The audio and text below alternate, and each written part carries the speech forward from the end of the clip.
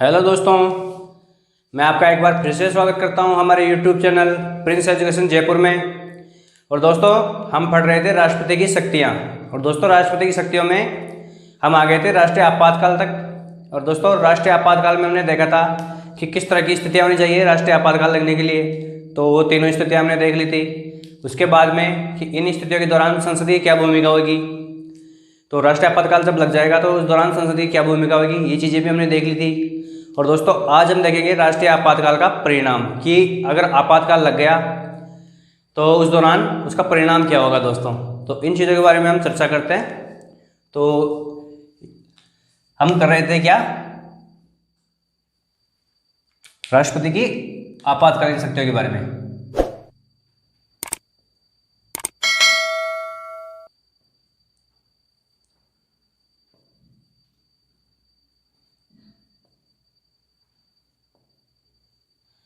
तो इसी कड़ी में दोस्तों, जो आपातकाल है इसका परिणाम क्या होगा, ये हम देख रहे थे कि आपातकाल का क्या परिणाम होगा।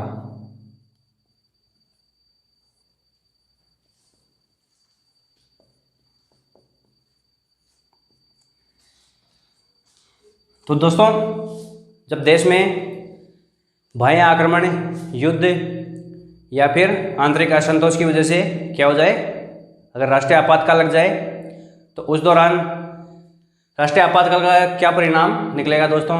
तो इसी में हम देखते हैं। जो पहला तो क्या होगा, जो हमारे फंडामेंटल राइट्स हैं, फंडामेंटल राइट्स ये क्या हो जाएंगे, निलंबित।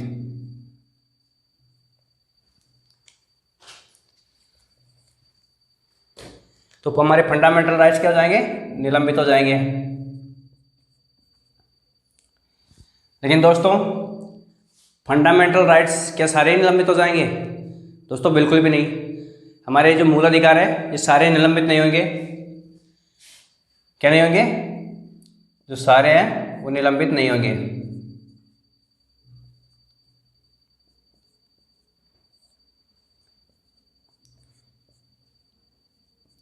कितने मिले हुए हमें दोस्तों? 6 मिले हुए हमें।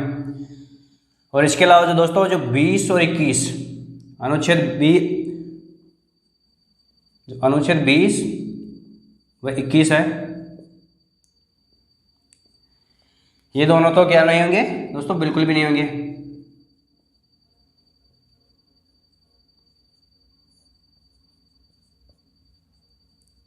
ये दोनों दोस्तों हमारे प्राण और देह स्वतंत्रता से संबंधित हैं, अनुच्छेद 20 व 21। तो दोस्तों, ये दोनों स्थितियां तो बिल्कुल, ये दो तो बिल्कुल भी नहीं होंगे। और इसके अलावा दोस्तों क्या होगा कि ये स्वतः ही निलंबित हो जाएंगे दोस्तों। ये स्वतः ही निलंबित भी नहीं होंगे। क्या होंगे? स्वतः निलंबित नहीं होंगे दोस्तों। कैसे निलंबित होंगे? स्वतः नहीं होंगे तो कैसे होंगे? तो दोस्तों, ये होंगे राष्ट्रपति के आदेश से। अगर राष्ट्रपति आदेश देता है निलंबित करने का, तभी निलंबित होंगे।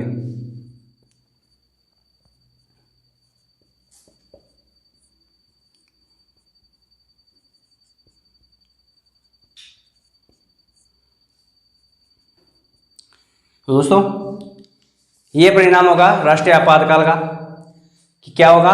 पहला काम तो ये होगा कि हमारे फंडामेंटल राइट्स निलंबित हो जाएंगे। लेकिन दोस्तों, सारे नहीं होंगे। तो अनुच्छेद 20 और 21 तो नहीं होगा बिल्कुल भी।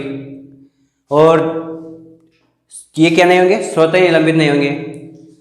अगर सरकार चाहे, राष्ट्रपति चाहे तो ही निलंबित होंगे, वरना नहीं होंगे। तो ये राष्ट्रपति के आदेश से ही निलंबित होते हैं दोस्तों।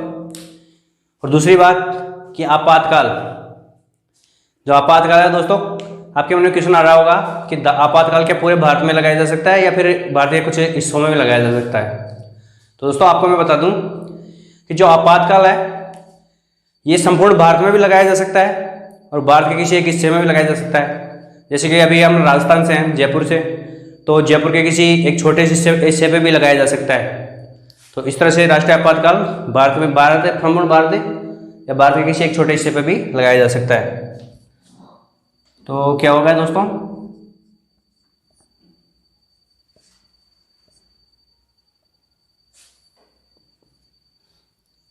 दूसरा पॉइंट होगा दोस्तों कि जो आपातकाल है ये कहाँ पे लगाया जाएगा? इस संपूर्ण भारत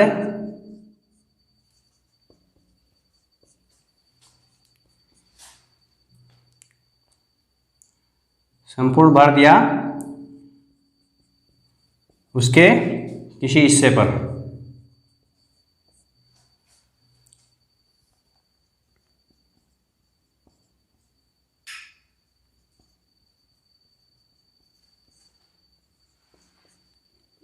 दोस्तों जो राष्ट्रीय आपातकाल है वह संपूर्ण भारत या उसके एक छोटे से भूभाग पर भी लगाया जा सकता है।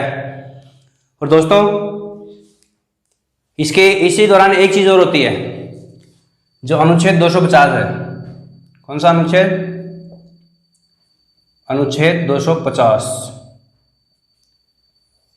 तो दोस्तों अनुच्छेद 250 के तहत एक काम और होता है कि अगर संपूर्ण भारत में राष्ट्रीय आपातकाल लगाया गया है तो उस दौरान जो विधानसभा की जो शक्तियां होती है दोस्तों, जो कानून बनाने की विधानसभा की जो शक्तियां होती है राज्य की, वो सारी कहाँ पे चली जाती है? वो संसद के पास चली जाती है, मतलब केंद्र में नीत हो जाती है वो।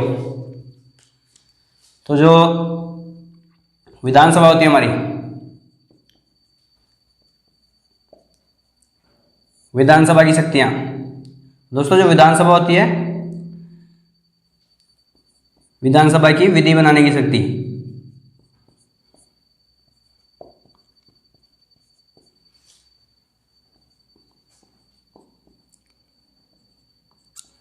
दोस्तों जो विधानसभा की विधि बनाने की शक्ति है वो किस में निहित हो जाएगी? संसद में।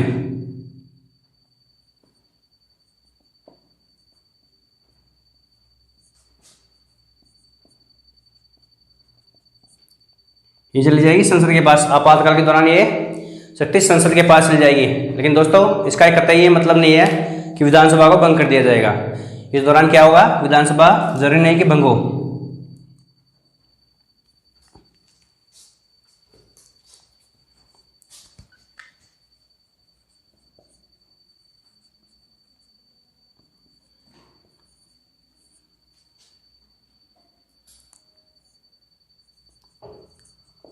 जो विधानसभा है दोस्तों, इसका भंग होना जरूरी नहीं है।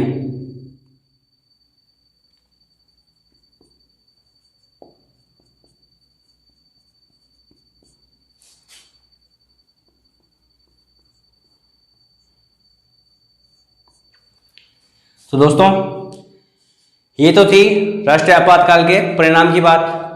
और दोस्तों मैंने आपको अनुच्छेद बताया अनुच्छेद 250। तो इसी दौरान दोस्तों मैं आपको एक पिछले वीडियो की एक बात बताना चाहता हूँ। इस दौरान आपको शायद एक कन्फ्यूजन हो गया होगा, हमारे किसी भाई को कन्फ्यूजन हुआ है कि जो अनुच्छेद 111 में लिखा हुआ है, अनुच्छेद 111 में लिखा हुआ है कि राष्ट्रपति क्या करेगा? एक धन विधेयक को छोड़कर अन्य विधेयकों पर क्या उन पर रोक लगा सकता है, उनको लंबे समय तक रोक सकता है। लेकिन धन विधेयक के मामले में वो ऐसा नहीं कर सकता। और इसके अलावा दोस्तों जो अनुच्छेद 368 के तहत जो शक्तियाँ होती है राष्ट्रपति की शक्तियाँ होती है, तो दोस्तों राष्ट्रपति का वीटो भी खत्म किया गया। जो अनुच्छेद 368 के तहत अगर संविधान संशोधन विधेयक जो संसद में पेश किया जाता है तो उस पर भी राष्ट्रपति उसको रोक नहीं सकता। और दूसरा एक क्या जो हमारा अनुच्छेद 110 के तहत, तो हमारे एक भाई का क्वेश्चन था कि अनुच्छेद 110 में है जो हमारा धन विधेयक है वो क्या है? अनुच्छेद 111 में ना होकर अनुच्छेद 110 में है। तो दोस्तों अब अनुच्छेद 110 में ही धन विधेयक के बारे में सारी प्रक्रियाएं बताई गई हैं दोस्तों। लेकिन जो अनुच्छेद 111 है उसमें दोस्तों केवल इतना कहा गया है कि राष्ट्रपति धन विधेयक को रोक कर नहीं रख सकता, उस पर उसको मंजूरी देनी ही होगी। ये इतनी सी बात मैंने पिछले वीडियो में बताई थी। तो दोस्तों धन विधेयक संबंधी सारी बातें तो केवल अनुच्छेद 110 में ही है। मेरे उस भाई की बात सही है। तो दोस्तों इस चीज़ को लेकर आप कंफ्यूज मत होना। केवल अनुच्छेद 11 में केवल इतना सा है, धन विधेयक है उसको राष्ट्रपति रोक नहीं सकता, उस पर उसको हस्ताक्षर करने ही होते हैं। तो इसी कड़ी में दोस्तों एक बार आप स्क्रीनशॉट ले लीजिए, फिर हम आगे देखते हैं। हाँ दोस्तों आपने स्क्रीनशॉट ले लिया। अब हम देखते हैं कि राष्ट्रपति जो राष्ट्रीय आपातकाल है उसकी उद्घोषणा कैसे कर सकता है दोस्तों। तो दोस्तों जो आपातकाल की उद्घोषणा है किसकी? जो आपातकाल है इसकी उद्घोषणा दोस्तों राष्ट्रपति, जो हमारा राष्ट्रपति होता है, ये दोस्तों क्या अपने मन से कर सकता है? तो दोस्तों राष्ट्रपति अपने मन से कुछ भी नहीं कर सकता। आपने देखा होगा कि उसको मंत्रिपरिषद की या मंत्रिमंडल की सिफारिश की जरूरत होती है। अधिकतर कार्य में वो क्या करता है, मंत्रिमंडल का निर्णय मानने के लिए बाध्य होता है, तो उसकी लिखित अनुशंसा पे करता है। तो दोस्तों यहाँ पे भी ऐसा ही है, जो राष्ट्रपति है जो आपातकाल की उद्घोषणा कहाँ करे, कैसे करेगा। जो आपातकाल है इसकी उद्घोषणा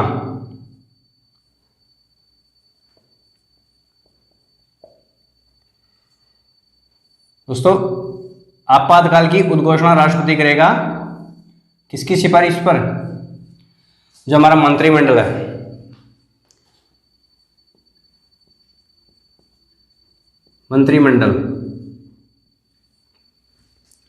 मंत्रिमंडल की सिफारिश पर।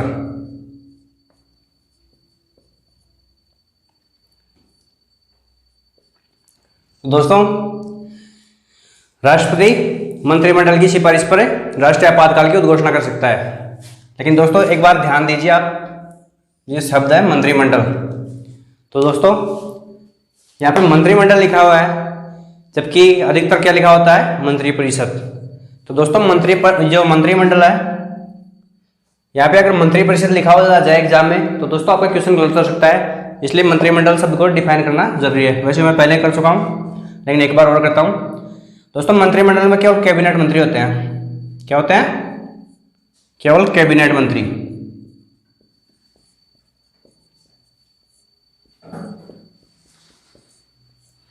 दोस्तों केवल कैबिनेट मंत्री होते हैं मंत्रिमंडल में। और दोस्तों जो मंत्रिपरिषद होती है उसमें कैबिनेट मंत्री के अलावा राज्य स्तरीय मंत्री और जो अलग अलग मंत्री होते हैं वो सारे मंत्री आ जाते हैं मंत्रिपरिषद में। लेकिन जो मंत्रिमंडल है उसमें केवल कैबिनेट मंत्री आते हैं।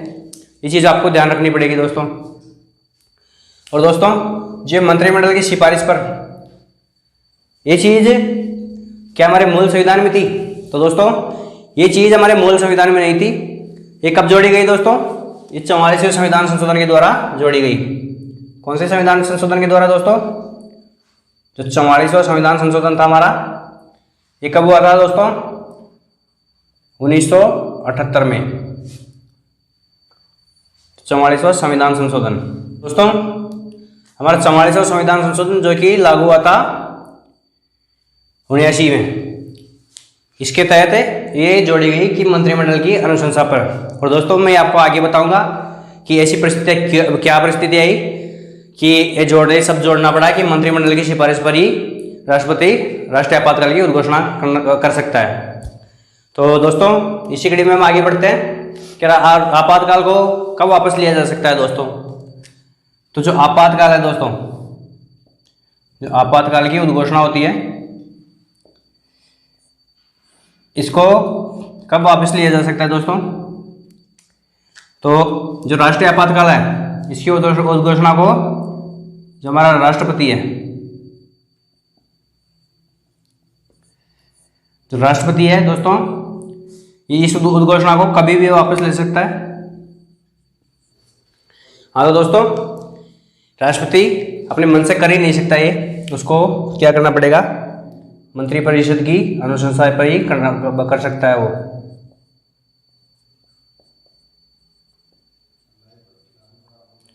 जो मंत्रिपरिषद है इसकी अनुशंसा पर ही वो करेगा।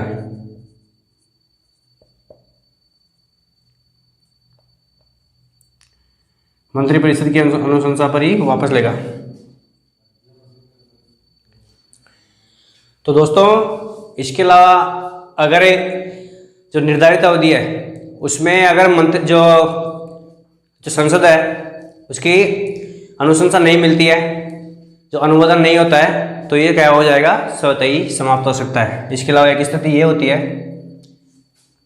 कि जो संसद है, संसद द्वारा निर्धारित अवधि में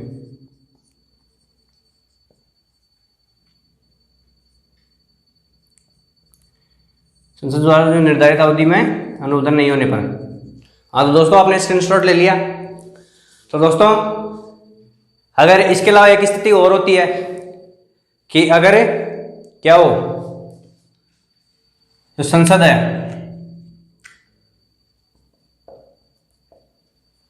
संसद के जो 2 सदन होते हैं दोस्तों, जिसमें से एक होता है लोकसभा। जो लोकसभा, अगर इसके 1/10 सदस्य, कितने सदस्य दोस्तों? 1/10 सदस्य, इनके द्वारा किया गया जाए, प्रस्ताव लाया जाए।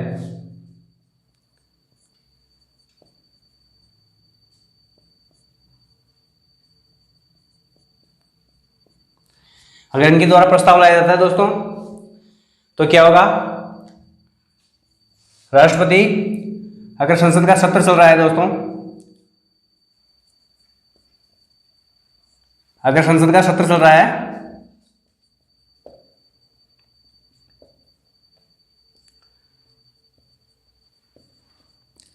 सत्र चलने पर तो अध्यक्षता कौन करेगा दोस्तों? अध्यक्ष करेगा।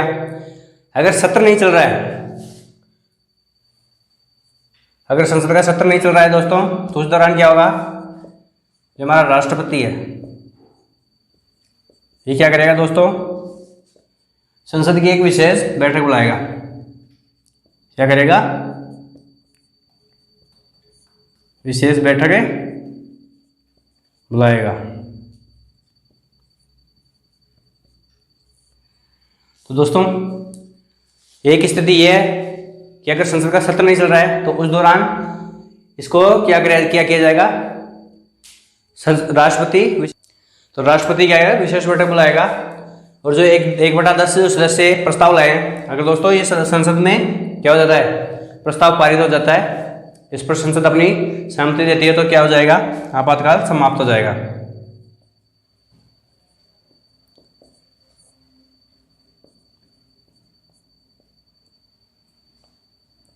सहमति देने पर या प्रस्ताव पास होने पर क्या हो जाएगा? ये समाप्त हो जाएगा। क्या? अरे दोस्तों, आपातकाल की बात कर रहे हैं हम। तो जो आपातकाल है, सहमति देने पर समाप्त हो जाएगा।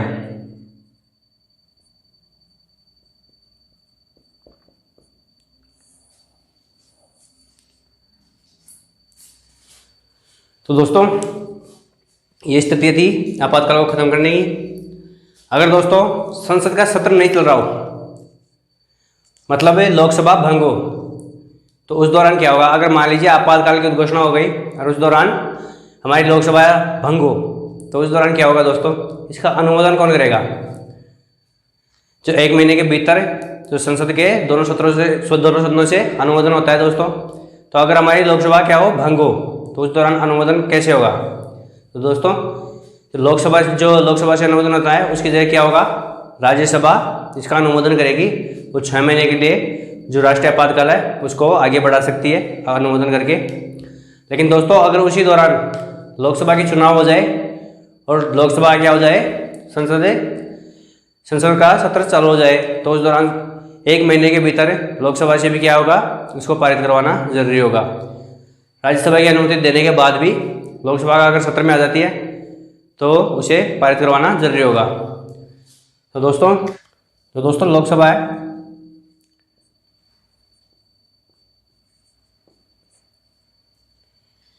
ये क्या हो? भंग हो।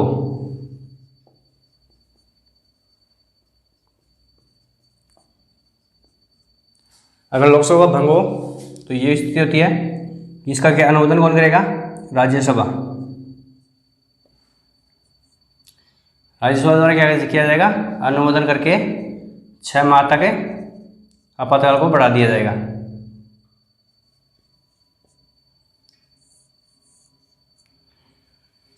लेकिन दोस्तों, अगर उसी दौरान लोकसभा की चुनाव हो जाए और लोकसभा क्या हो जाए? सत्र में आ जाए, तो उसी दौरान 1 महीने के भीतर लोकसभा से भी इसका अनुमोदन करवाना जरूरी होता है दोस्तों। तो दोस्तों,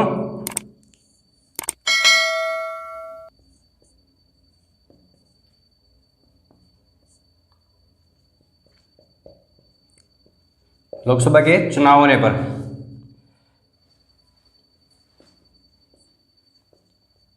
एक महीने के भीतर क्या होगा? अनुमोदन करवाना जरूरी होगा। ये कुछ स्थितियाँ थी हमारे राष्ट्रीय आपातकाल की, कि अगर लोकसभा सत्र में नहीं हो तो राज्यसभा द्वारा अनुमोदन किया जाएगा, और उसी दौरान अगर लोकसभा के चुनाव हो जाते हैं तो लोकसभा के द्वारा भी 1 महीने के भीतर उसका अनुमोदन करवाना जरूरी होता है दोस्तों। और लोकसभा के द्वारा अनुमोदन करवाना जरूरी क्यों होता है? क्योंकि दोस्तों ऐसा हमारे संविधान में लिखा हुआ है, और दूसरा कि लोकसभा एक जनप्रतिनिधि सदन होता है दोस्तों। तो हमारे संविधान में जनता को सर्वोच्च स्थान दिया गया है कि जनता में सर्वोच्च शक्ति निहित है, तो इसीलिए जो जनप्रिय सदन है उसकी अनुमति जरूरी है दोस्तों। इसीलिए 1 महीने के बाद में भी इससे अनुमोदन करवाना भी जरूरी होता है। तो आप स्क्रीनशॉट ले लीजिए। हाँ तो दोस्तों आपने स्क्रीनशॉट ले लिया। अब देखते हैं दोस्तों भारत में कब आपातकाल लगा। तो दोस्तों जो आपातकाल है इसकी स्थिति है दोस्तों भारत में कब आई, तो इसमें हम देखते हैं पहला आई तो 1962। दोस्तों 62 के टाइम क्या हुआ था, जो चीन था उसने आक्रमण कर दिया था। तो इस दौरान दोस्तों जो राधाकृष्ण थे, सर्वपल्ली राधाकृष्ण, ये क्या थे दोस्तों, ये भारत के राष्ट्रपति थे। और जो पंडित नेहरू थे, कौन दोस्तों, पंडित नेहरू, ये उस समय प्रधानमंत्री थे दोस्तों। इसके अलावा जो 65 का हुआ उस समय आपातकाल लगा क्योंकि लागू ही था आपातकाल। और इसके अलावा जो 71 की स्थिति आती है दोस्तों 1971 में दोस्तों, 1971 में जब आपातकाल लगता है तो उस समय थे वीवी गिरी।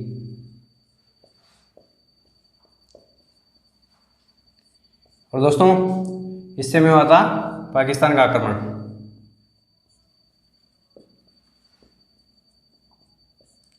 जो उस समय के प्रधानमंत्री थे कौन, वीवी गिरी। और जो दोस्तों ये राष्ट्रपति थे, और जो प्रधानमंत्री थी दोस्तों वो थी इंदिरा गांधी।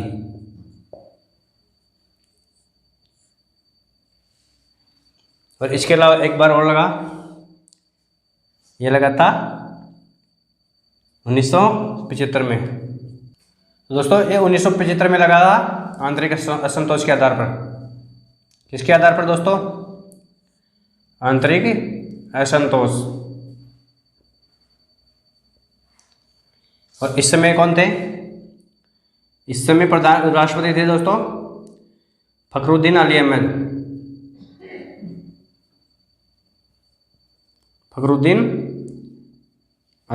अहमद।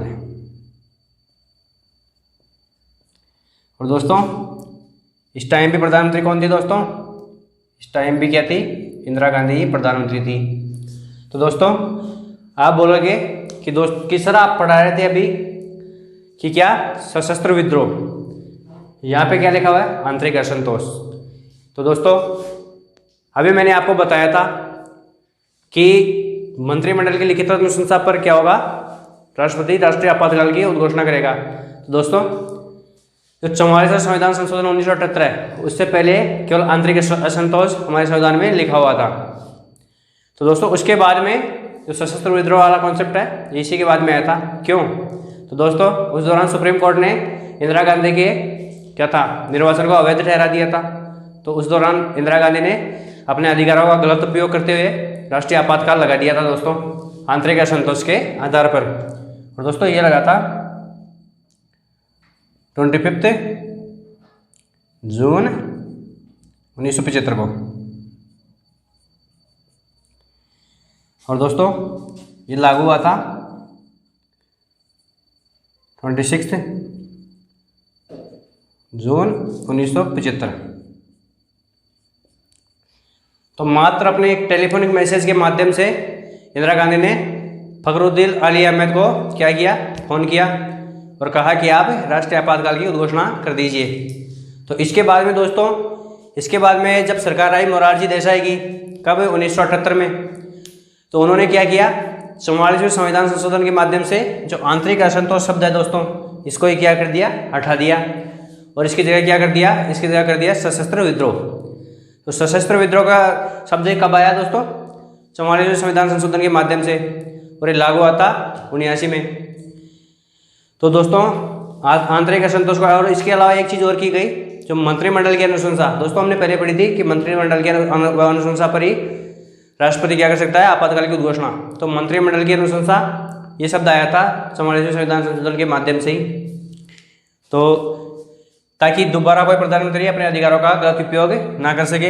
इसलिए ये जो आंतरिक असंतोष है, इसके जगह क्या किया गया दोस्तों, जो आंतरिक असंतोष है इसकी जगह पर एक नया शब्द आया,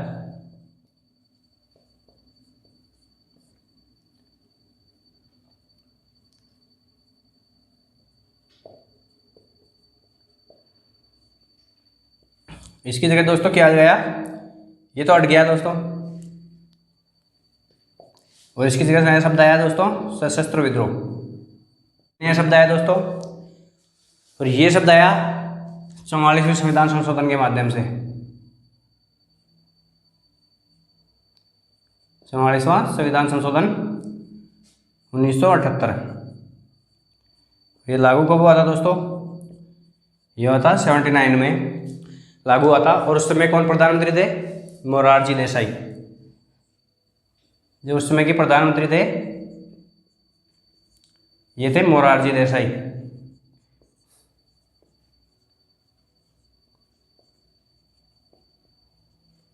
दोस्तों ये जो भारतीय जनसंघ है उसके प्रधानमंत्री थे, एक नई पार्टी थी भारतीय जनसंघ। तो ये कांग्रेस के अलावा भारतीय जनसंघ के प्रधानमंत्री थे। वैसे तो भारत के प्रधानमंत्री थे लेकिन पार्टी थी इनकी भारतीय जनसंघ। तो इन्होंने आते ही एक संविधान संशोधन किया कि आंतरिक असंतोष की उठाकर सशस्त्र विद्रोह कर दिया, और जो मंत्रिमंडल की अनुशंसा पर राष्ट्रीय आपातकाल की घोषणा का प्रावधान कर दिया। ये चीज़ें उसके बाद हुई दोस्तों। तो दोस्तों आज की क्लास में बस इतना ही। और दोस्तों आप कमेंट नहीं करते दोस्तों, आप कमेंट कीजिए। अगर आपका कुछ क्यूरी है, आपको कुछ समझ में नहीं आ रहा या फिर कुछ आपको गलत लग रहा है तो दोस्तों आप कमेंट कीजिए। जैसे एक भाई ने किया था तो मैंने उसका क्लियरिफिकेशन अभी आपको दिया था। तो दोस्तों आप अपना क्या है वीडियो को पूरा देखिए, और जो ना समझ में नहीं आए उसके बारे में दोस्तों कमेंट के माध्यम से पूछ सकते हो आप। तो दोस्तों हम मिलते हैं नेक्स्ट क्लास में, तब तक के लिए थैंक यू वेरी मच।